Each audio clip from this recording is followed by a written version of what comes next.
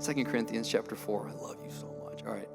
Verse 1. Therefore, this is such a beautiful passage. Therefore, since through God's mercy, we have this ministry.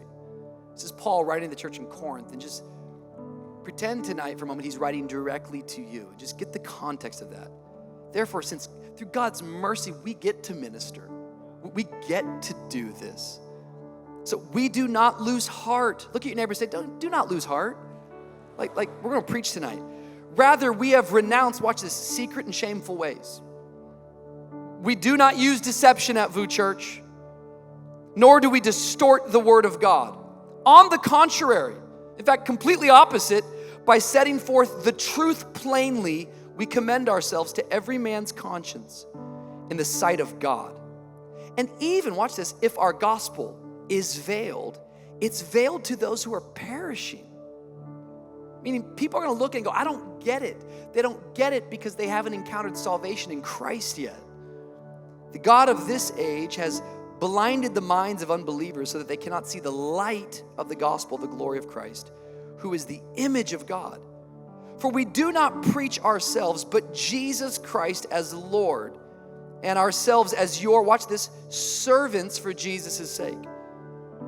For God, who said, let light shine out of darkness, made his light shine in our hearts to give us the light of the knowledge of the glory of God in the face of Christ.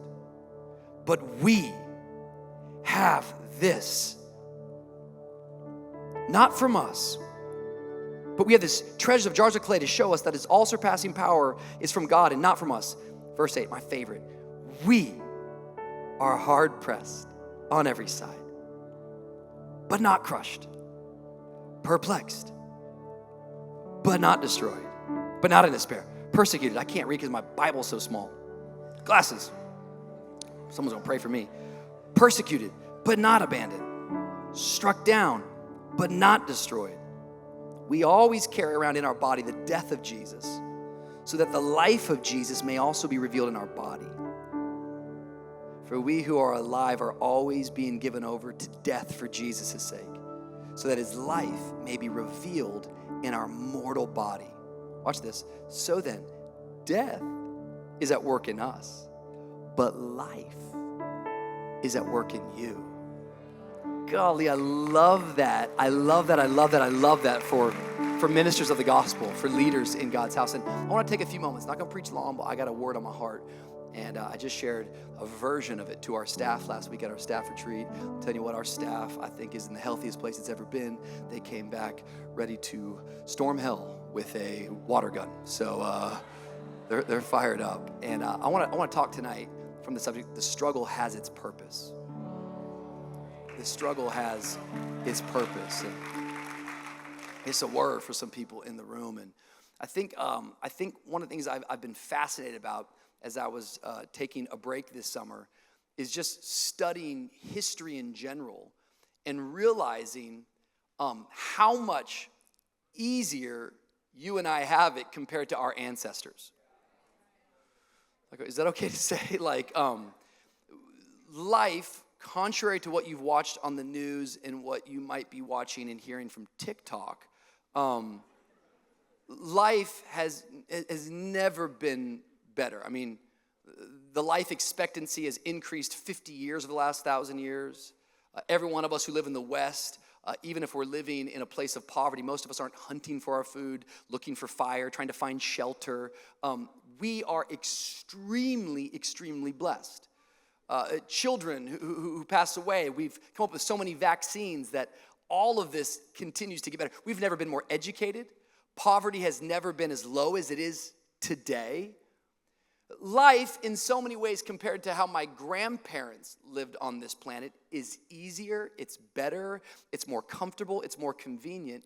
Yet, it's fascinating as we look at the data today to see how many people, although life is easier and better, are struggling like never before. Suicide, mental health, anxiety, depression, families that can't stay together, people questioning their identity, people looking for purpose, people unhappy everywhere that they go. And I suppose I wonder if I can just lay a foundation a little bit is I wonder if in all of our blessing and if all of our comfort, if we have forgotten the one thing that constantly has been bringing meaning to humanity from the start, which is this word struggle. Struggle has always been in the face of human beings, that we have an adversity, we have something to fight for, there's something to contend with. I'm not a big fan of Nietzsche, but he did say something I think is quite beautiful. He says, what makes us heroic? Confronting simultaneously our supreme suffering and our supreme hope. What's he saying? He's saying, I'm willing to face it. I'm not running away. I'm not backing down. I'm not getting out. I'm staying with it. I just wonder tonight, I wonder if some of us in this place, I wonder if we're wasting our struggles. I wonder if we have the wrong perspective about struggle. I wonder if your entire prayer life is all about not struggling. I wonder if you're just complaining about your struggles. I wonder if you're just venting about your struggles. I wonder if you're just taking all your time at Crew just talking about your struggles. Don't get me wrong, we need outlets, but what if I told you tonight that some struggles are to be embraced because the struggle has its purpose? When I go through my life, every good thing in my life I had to struggle for. I'm talking about everything had a struggle, had some sort of adversity, had some level of opposition that I had to face and not back down. I think about just getting here tonight and being in this auditorium.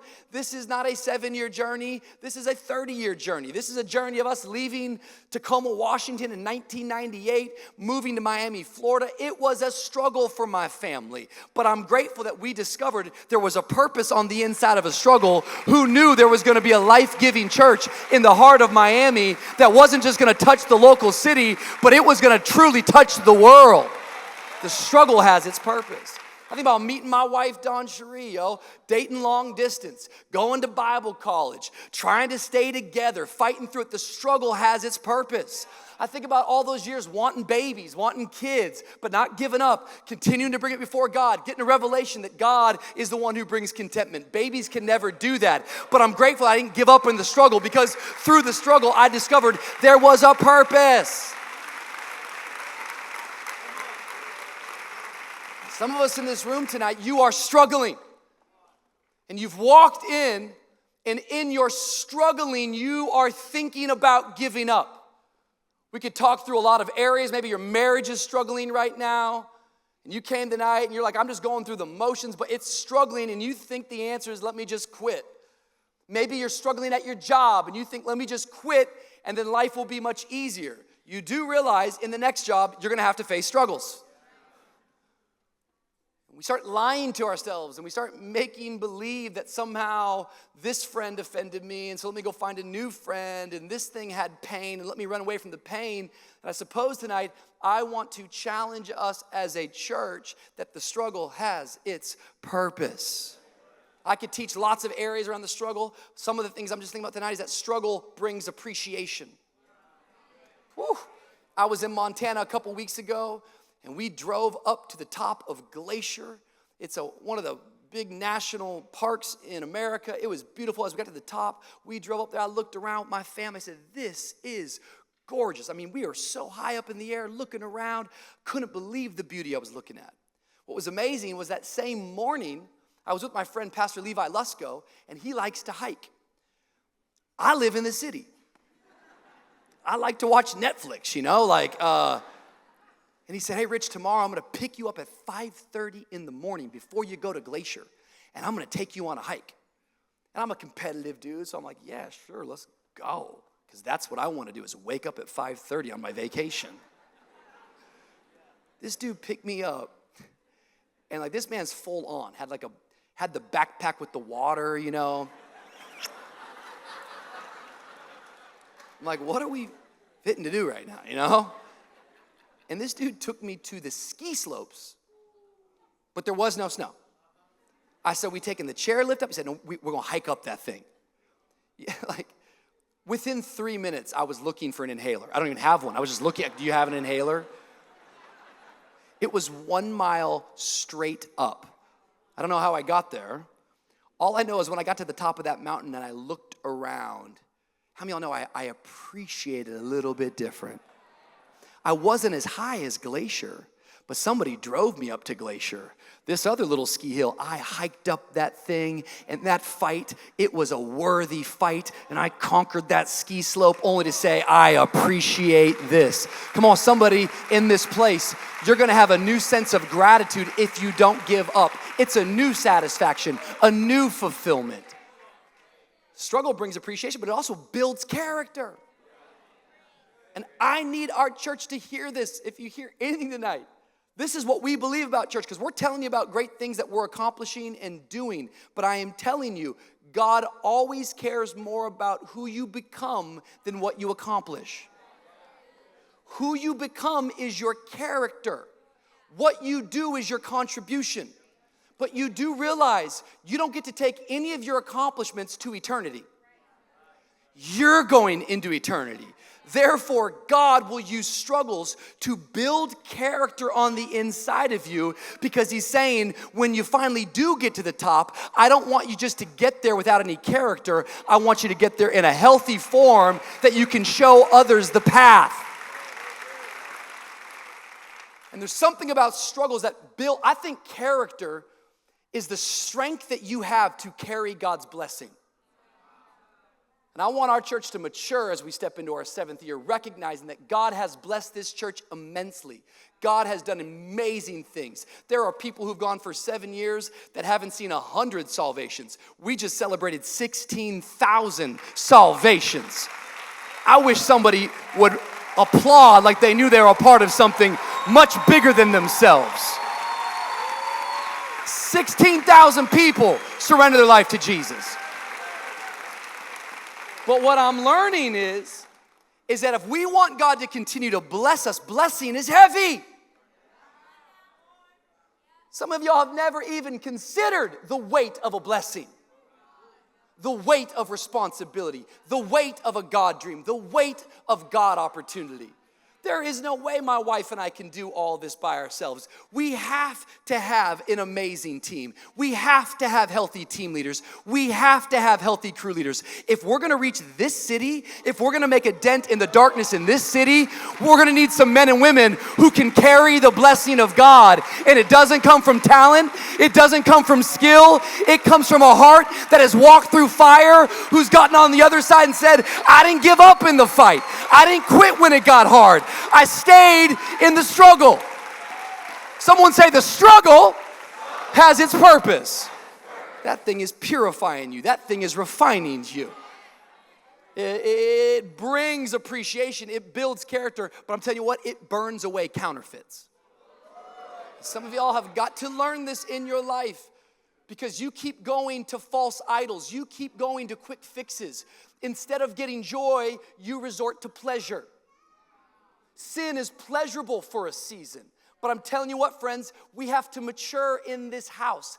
And when you stay in the struggle, when you stay in the fight, when you recognize this thing is hard, this thing is difficult, but it's got my full focus, it's got my full attention, I'm not backing down, it starts burning away all those other things that you used to run to. I don't want a counterfeit, I want the real thing. I don't want supplements, I want the source. His name is Jesus Christ. He's a faithful God. He's gonna get you through this thing.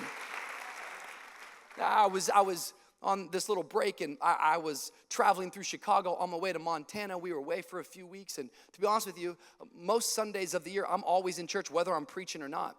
But being on break, we had this one travel day where we were traveling through Chicago, and I actually had meant to go to church that day, but we had a hiccup. I kind of start to see it from a new vantage point. I'm like, oh, there's hiccups, things happen. And I couldn't get to church that Sunday in Chicago. And it was so funny because, like, as a pastor, I'm here all day on Sunday. Like, you guys know of a world I know nothing about. I was in Chicago. I'm like, oh, this is where everyone is. Okay. And to be honest with you, I was like, brunch is fun. I get it. Okay, I get it. We have some competition, like there's things to do other than go to church, And so one of the things we did on a Sunday, don't tell no one, this is rare for me, but we took our family on a tour of on the Chicago River of an architecture tour. And if you know anything about Chicago is famous for its architecture.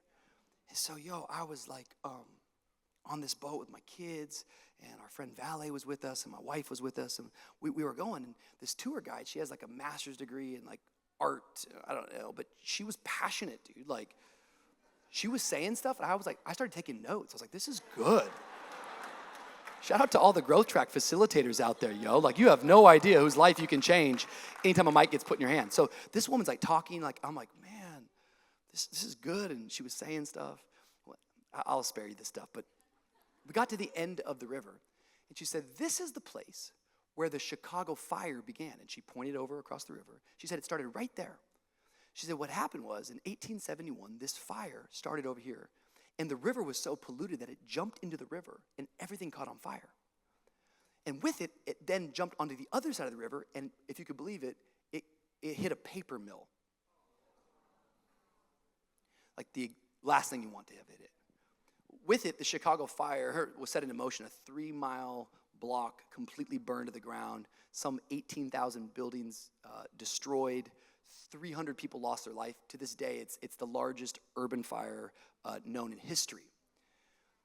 What's amazing when you study the Chicago fire is that what appeared to be the worst thing ever, anyone who's from Chicago or has any bit of its history would tell you it was the best thing that ever happened in that city. Because it leveled everything and it gave them a chance to build again. And before you know it, Chicago starts getting built. It starts getting formed. People move from all over the world to help Chicago get started. Chicago, to this day, some 100 years later, is known as one of the best designed cities in all of the world. It has a 3-layer street, y'all. But the thing that fascinated me the most was what she told me was the fire happened in 1871. 15 years later, the skyscraper was invented. Take a guess where the skyscraper was invented at. Chicago.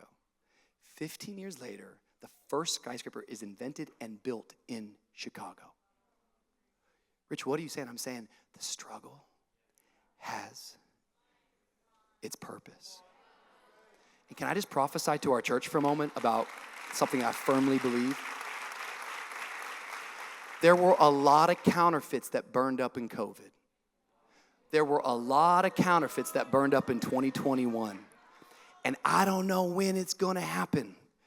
But I'm putting both my feet down tonight and saying if it takes 15 more years, I believe on the other side of this crisis, we're about to see some skyscrapers formed for the cause of Jesus Christ. I'm not going anywhere. The struggle has its purpose. I'm planting my feet, believing we're going to see amazing things take place, not only in my generation, but in your kids' generation, in your kids' generation. Anybody in the building tonight have some faith that the struggle has its purpose. It's got a purpose, man. After the fire comes through, skyscrapers are coming. I don't know when, but we're going to see it with our eyes. We got worthy work in front of us. We have a fight that is worth fighting. Don't give up. Don't quit. We need you in God's house. The kingdom of God, it moves forward with men and women of sacrifice.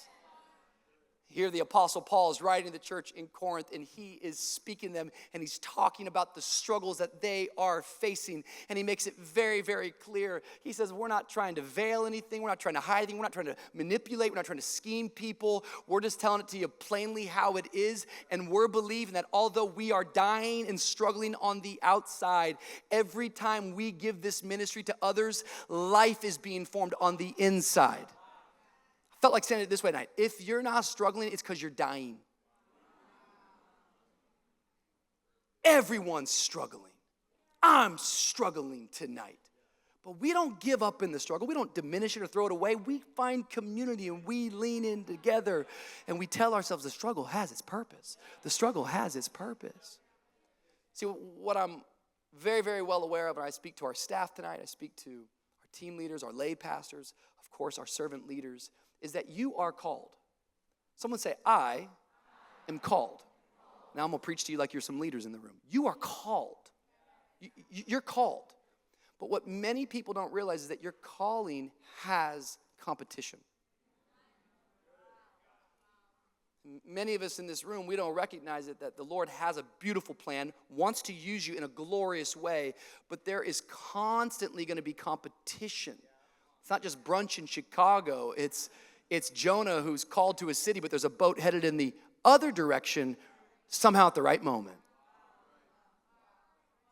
Let me just say it to you this way. It's not because I'm prophesying now, and I'm preaching tonight, and this is a call. You're going to walk out of this room. Some of you are going to shout and say, I'm on board. I'm doing this thing. And you're going to walk out, and there's going to be a boat headed in the opposite direction. And part of tonight is solidifying, what do you believe? Maybe one of the best things I could teach you tonight from a leadership standpoint is you walk out of this room tonight, and you determine what you believe and write that stuff down. Who is Jesus to you? Write it down. What is God's house to you? Write it down. And then decide, I'm not going to go and spend all my time looking at things and listening to things that say the opposite to what I believe. How's that going to go? Some of you are called to full-time ministry, but you go back to a home every night where people mock you and make fun of you. At some point, you're going to have to figure out how to put a boundary up. Yo, I love you, but I got to love you from a distance. Because my calling has competition. And our church has competition. It's not another church. It's not a man. It's not a woman. Our church has a competition. It is called the gates of hell. It is called demons and darkness and principalities. But we have to stand in the gap and say, we're not going to back down. We're going to do everything we possibly can to serve the gospel to the people of Miami. Someone say, I'm called. I think we should clarify a few things. Calling always, just so we understand, calling is about who before it's about do. Some of us, we get real tripped up. We're like, oh my goodness, what's my title? What's my title? What's my title? What's my career? What's my career? No. Calling is always about who you are before what you do. So I'm called to love Jesus. I'm called to love my wife. I'm called to father my 3 children. Listen to me. I love being a pastor. It's my job. Thank you for being the best church ever. Thank you for being so generous and gracious. I hear some stories for pastors like, oh, I don't know what that story, I can't do that story. I just have the greatest people in the world I get to work with. So honestly, I mean that. Best church in the world. I love my job. But you ought to know I love my family more. First. Why? Because this is my career and part of my calling, but my first calling. So watch this, just so we understand. I love being a pastor. But how many of y'all know I am failing at my calling if I get up and preach really good messages and you're like crying, like that's dynamic, and I got a word.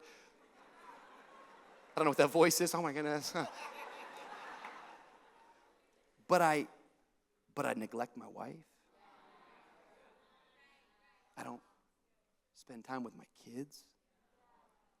Let me tell you what I firmly believe. I believe if that's the reality of my life, God would be more blessed and more glorified for me to go and be a plumber for him and take care of my calling than being a pastor for him. You feel me? It's important. It's who before do. Always. Always.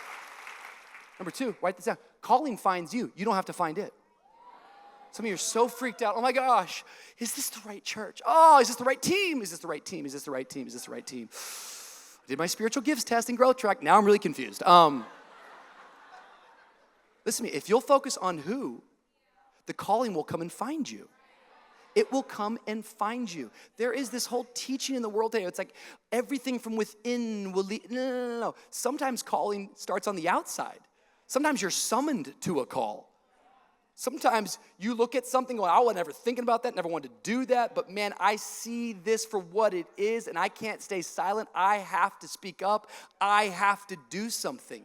And many of us in the room, you're real tripped up, and you go to, it's like your 4th church in the last 4 years, because every time you get there, like, I don't know if I'm called here. Well, dude, that's 4 years of getting nothing accomplished for the Lord. Like you're uprooting each time. Because the third thing about calling is that calling always requires commitment. And if you will commit, it will find you. It will find you.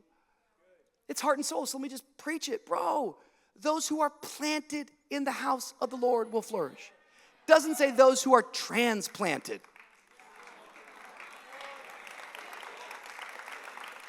You transplant a plant too many times, it dies.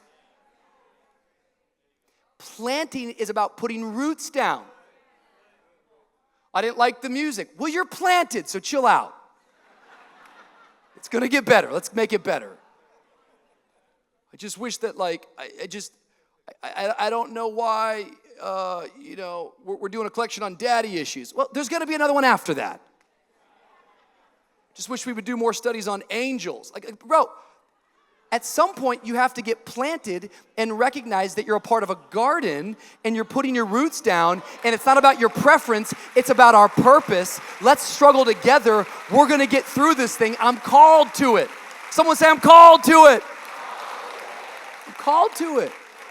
I'm called to it. I'm getting planted.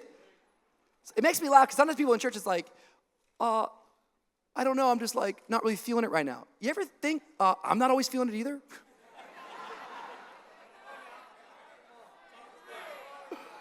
You kind of offended me last week. Yeah, you kind of offended me too.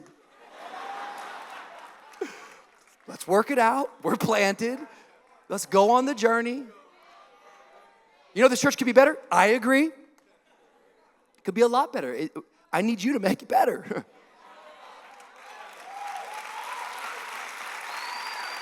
You can't get this kind of preaching on a Sunday. Like. All right.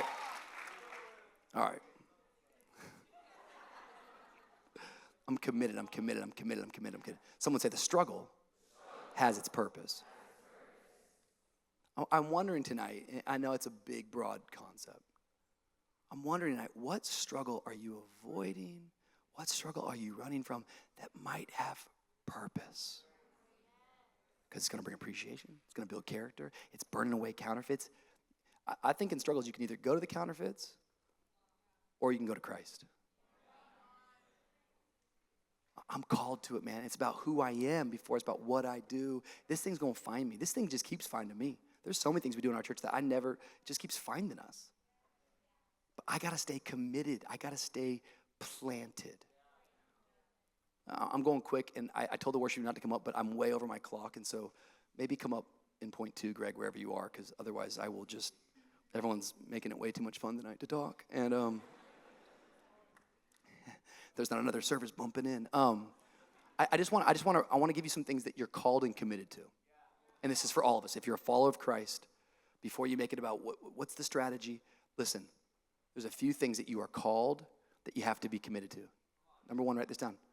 I'm called and committed to being a disciple. Called and committed to being a disciple.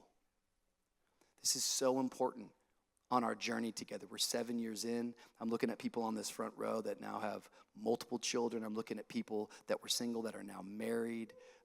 Stories. That guy's really happy.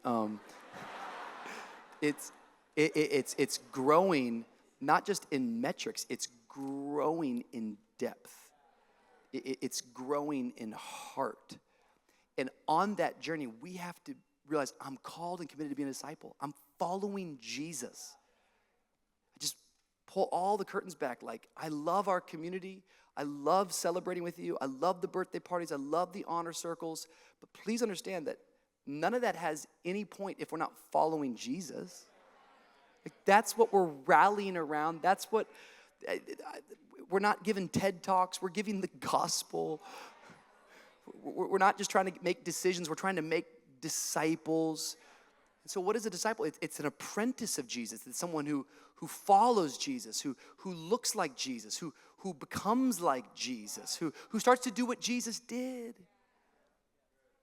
We're in 21 days of prayer and fasting, and I'm so thankful to see how we kick this thing off. And I know it's a sacrifice to make it to one of the prayer meetings, but it's not legalism. We're saying, are you a disciple?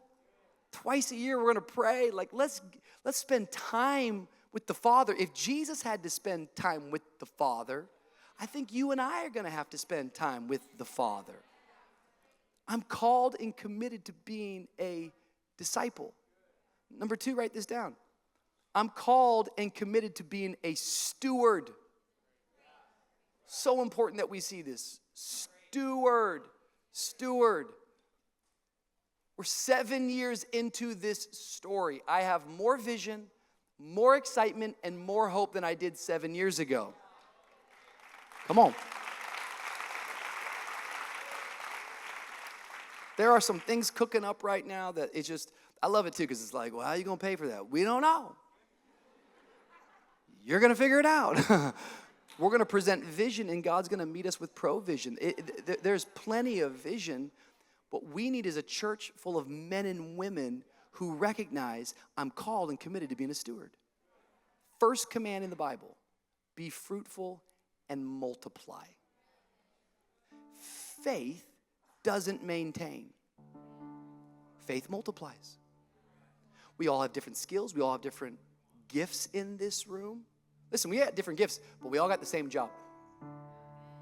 Multiply. Multiply. I'm not talking about just numbers. I'm talking about multiply. Multiply the joy. Multiply the engagement.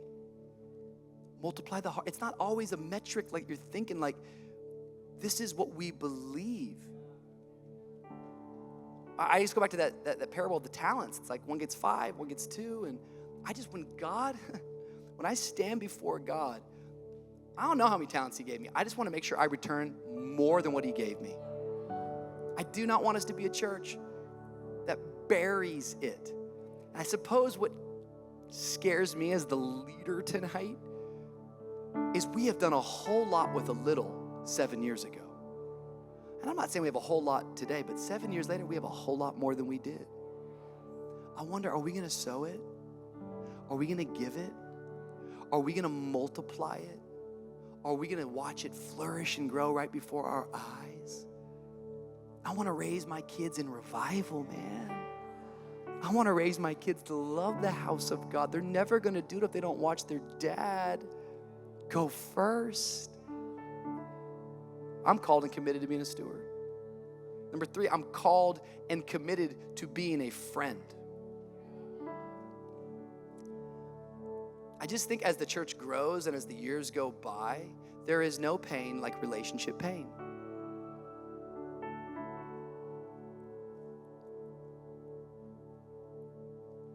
And I want to make sure that I'm playing my part. I'm called and I'm committed to being a friend.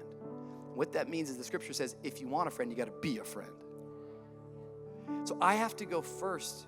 I have to be the friend that I desire, that I want. This whole thing, ministry, guess what it is? This is what Paul is talking about. He's saying we have this message and this truth, but then it's shared and exchanged to people. I was joking a minute ago, but thank God you came tonight, because the more people that are in this room, the more opportunities for friendship and for relationship and for community. And this night doesn't have any purpose if it's just me and my wife and a band. But the fact that you're here is opportunities for ministry to take place, that we can remind each other of the gospel, that with God's word we can minister to each other. And we have to be committed that we don't just show up on Sundays, but we do life together. You can't do life with everyone, but you can do life with someone from this community, and you can be a friend. I've been in ministry now for 15 years. And man, there's all sorts of people coming, people going. I think since the day I've been in this thing, there's always someone who's saying something. There's always been opposition. There's always been a critic. There's always been someone who's challenging. There's always been someone I'm disappointing. By the way, I'm not always the victim. Sometimes I got it wrong. I'm just saying, in all of that relationship exchange, you can get tired and you can get fatigued and you can say, I don't want to be a friend anymore. But I think for Don Shreen and I, a long time ago, we said, I'm called to it. I'm called and committed to being a friend. Regardless of the outcome, regardless of the result, I'm going to keep reminding myself of what I am called to and what I'm committing to. And if I'm in God's house, I am going to be a friend. Now, I was talking to our team the other day, and I was saying, there's people that have come and gone, people that we love, and it's a different church. It's a beautiful church. But how silly would it be if someone were to leave your life and you go, you know what, I'm going to quit trusting other people now. I'm going to regret all that investment. That's silly, crew leader. Some of you stopped being a crew leader because you had some people that were coming and then they stopped coming, and now you think that you're a failure. No, welcome to ministry. Some of you were leading, financial peace. You're like, the first season you did was awesome. The second season is like, man, now I have to recruit people. Like, whoa, like I'm not called to this. That struggle's way too big. No. That's the indication that you're stepping into what you're called and committed to. You're called and committed to being a friend, to being a person who believes and loves and stewards people. And my little boy Wyatt right now is playing soccer, and he's getting ready to play t-ball. Now, I don't want to speak death over my son, but let's just put it this way. I don't think he's going to be a professional at both. Maybe one. But that doesn't stop me from going to practice and losing my ever-loving mind. You ought to see, I'm getting kicked out of Little League soccer games, You got to worry about me making a bad witness for our church, Like, let's go, Wyatt. Come on, bro. Come on. Even though he's probably not going to go pro. Why would you do that, Rich? Because the moment of itself is beautiful. Something tells me I'm going to look back on my life after he's out of my house, after he's not eating at my table, even though he's not pro, and go, you know what? That wasn't a waste. Fathering him and investing into him and leaning into the moment. And friend, it's not a waste to be a friend. It's not a waste. It's not a waste to forgive. It's not a waste to try again. It's not a waste to show back up. It's not a waste to get back onto team and say, that person hurt me, but I'm going to give that guy another chance. I'm going to keep being a friend. I want friends. I got to be a friend. Lastly tonight, I'm called and I'm committed to being a worshiper. Called and committed to being a disciple. I'm called and committed to being a steward. I'm called and committed to being a friend. And I'm called and committed to being a worshiper. It so happens that I get this microphone and get to pastor this church, but those are things I'm called to. I'm called. This thing's over tomorrow. I'm called and committed to being a disciple, being a steward, being a friend, being a worshiper. Here's what I know about worship. Worship brings God's presence. We're going to take a moment and we're going to worship, and you watch as God's presence comes, his power comes with it. And what you need is you need strength for the struggle. And the only way you'll have strength for the struggle is if you have God's presence on your life. You do understand that God is omnipresent, meaning he's everywhere all the time. When you leave tonight and you go back to wherever it is you're going, he is with you. The problem is many times we're unaware. But what does worship do? Worship simply brings an awareness to the beauty and the majesty of an all-powerful, omnipotent, omniscient God who has never left me, who has never forsaken me, who brings power and strength to my struggle. What I learn is that when I get in his presence, he reveals his purpose. I like to spend my mornings putting worship music on, opening my Bible, because I got so many struggles. But I don't fight against flesh and blood. I fight in the spirit. I fight on my knees. And when his presence shows up, it was already there, but now I'm aware of it. Wow, I get strength for the struggle. And I discover, wow, the struggle has its purpose. I was gone on break, and whenever I'm gone, I'm always just asking, God, give me a word for our team. Give me a word for our team. Give me a word for our team. And I'm sad to say, but sometimes I go, God, give me a sign. You ever pray that prayer? I need a sign. Is it Texas or California? Oh, CA, California. Okay, like, God, I need a sign. God, I need a sign. I need a sign. God, I need a sign. God, I need a sign. God, I need a sign, God. God, I want to bring a word to our staff. When I see them after 4 weeks, I want to speak life into them going into the next 7 years. Like, I want to be a good leader, bold leader. God, give me a sign. Give me a sign. Give me a sign. Give me a sign. I was at this house in Alabama, and I'm praying that prayer every day. And in the mornings, I would study a little bit, and then I'd go on the boat for a little bit, and then in the afternoons, I would, Netflix and chill with Don Cherie. And and so I'm laying on this couch. This is a true story. And I'm laying on this couch. I'm like, God, give me a sign, give me a sign. And I'd been there for days, but I'm praying this prayer. And as I'm praying this prayer, I look up, and look, this is what I want you to see. I want you to see this photo. This is the sign above me. I'm like, God, give me a sign, give me a sign. And there's this flag, this literally hanging there in this house. I'm like, what in the world? But I don't think much of it. But the next day, I started watching, there's this show, Terminalist, and in the background of the show, I see the same, I'm watching the show from that couch, Don't Give Up the Ship, and then I look back at the Terminalist, and in the background at the restaurant on the wall is this flag. It says, Don't Give Up the Ship. I'm like, that's weird. Well, the next day I go to the lake, and I'm at this restaurant at the lake, and I'm hanging out, and we're just talking, and I look over, and on the wall of the restaurant at the lake is, Don't Give Up the Ship. I'm like, that's weird. And then a couple days later, I'm laying there, right there, looking at that flag, and I don't know how it works, and so I just indulge me. I think it's spiritual. Apple does this thing where it's like a time hop, or like it gives you photos of like, you know, like that day. 5 or 6 years ago, I have a screenshot in my phone of an email that my friend Pastor Levi Lusko sent me, and here's the email. Look at this. There it is. September 28th, 2016. And I'm like,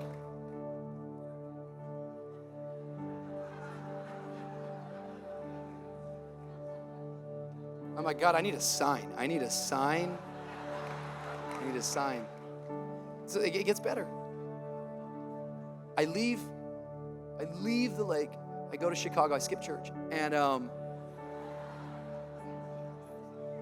first time in my life. And I fly to Montana. And I go to see my friend Levi. And I walk into his office. And this is what I see when I walk into his office.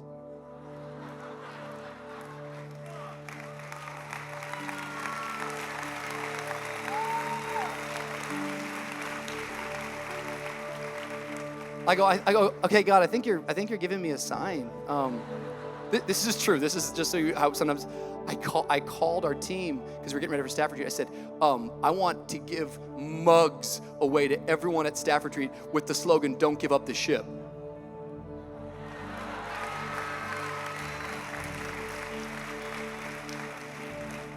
But I was like, I don't know. Like, I got a sign, but I don't know what it means. So I discovered that in the War of 1812, I think it's Captain James Lawrence, his ship is attacked and he is badly wounded and he's brought down below. And his dying words to his crew is, don't give up the ship. And this little phrase began to travel. And now today it's like the motto of the Navy. Navy SEALs have it all over their place. And it's just a call to not quit, to not give up. And so I started reading. I'm like, don't give up the ship. Don't give up the ship. Yeah. That's what I want to tell the staff. Don't give up the ship. Don't give up the ship. Hey, guys, don't give up the ship. Guys, I could see myself. Don't give up the ship. I could see myself in front of you tonight. Don't give up the ship. And I was going to walk down in front of married couples and say, don't give up the ship. And I was going to go to your kids and say, don't give up the ship. But I still didn't really know. It's like people that just amen at moments, like, amen! But I was like, don't give up. Don't give up the ship. Don't give up the ship. Wait. Don't give up the struggle. Wait, I know what the Lord's saying to our church. Don't give up the ship. Don't give up the struggle. Don't give up the struggle. Don't give up the struggle has. I